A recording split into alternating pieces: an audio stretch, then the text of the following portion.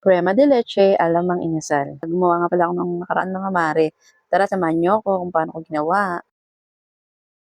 Meron nga pala tayo ditong saging na saba mga mare. Ito nga pala ay galing sa taniman ni tatay. Dahil nga pahinog na lahat at hindi pa ubos, eh yun nga sabi ko ay gagawa ko ng crema de leche. At yung anak ko nga yung nagre-request. At di nga nakasama nung nakaraan nung magmang inasal kami. At may pasok siya mga mare. Hinog na nga itong saging mga mare kaya napakalambot na nung aking hiwain at buksan. Dito nga ibubuksan ko muna lahat ng saging at pagkabukas ay saka natin hihiwain na ang pabilog.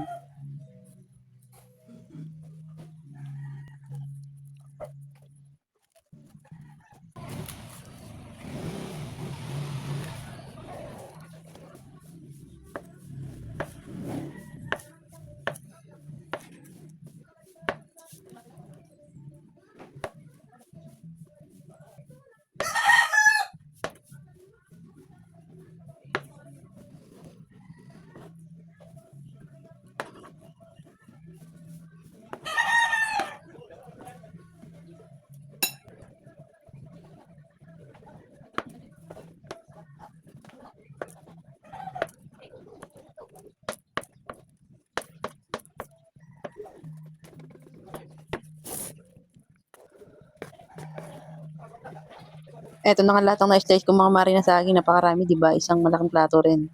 Ngayon naman ay mag-arnibal naman tayo ng asukal.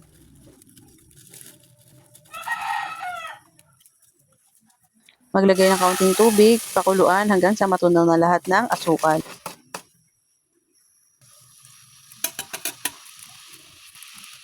Kapag ganyan na, pwede nang ilagay yung in-slice na saging. Then, halu-haluin lang ito mga mare.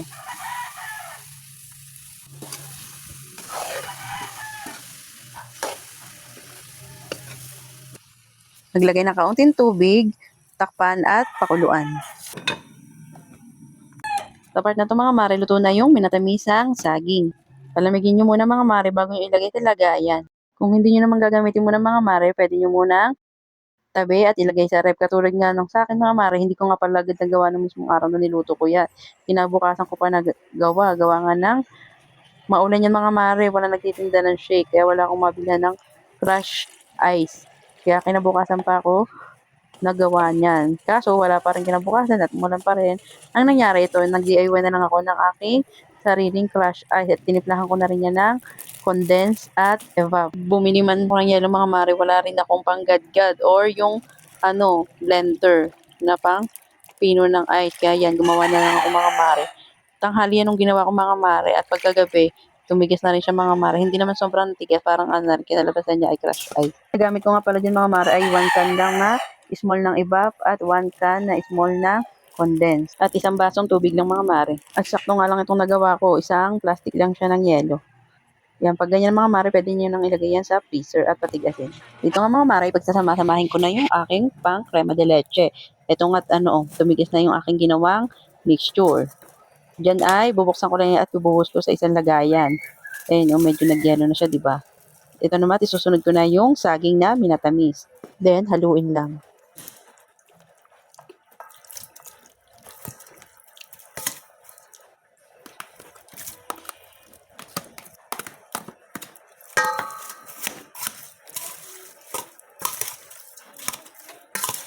Siyempre, kaya madiretso nga ating ginagawa, hindi mawawala ang leche flan. Ayan, nag-slice na ako ng maliliit dyan mga mare.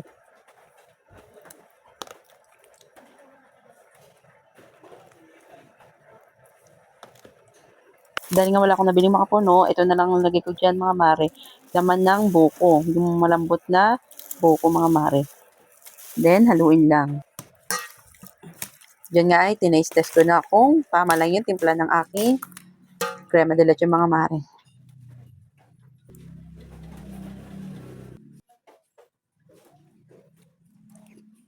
Tama-tama lang mga mare ang tamis. Masarap pagkatapos kumain mga mare.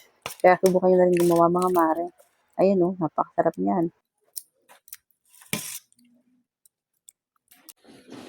Ready to serve na ang ating crema de leche alamang inasal. Subukan nyo na rin gumawa mga mare. O siya, ganito na lang aking video. Salamat sa panonood. Follow for more. Bye!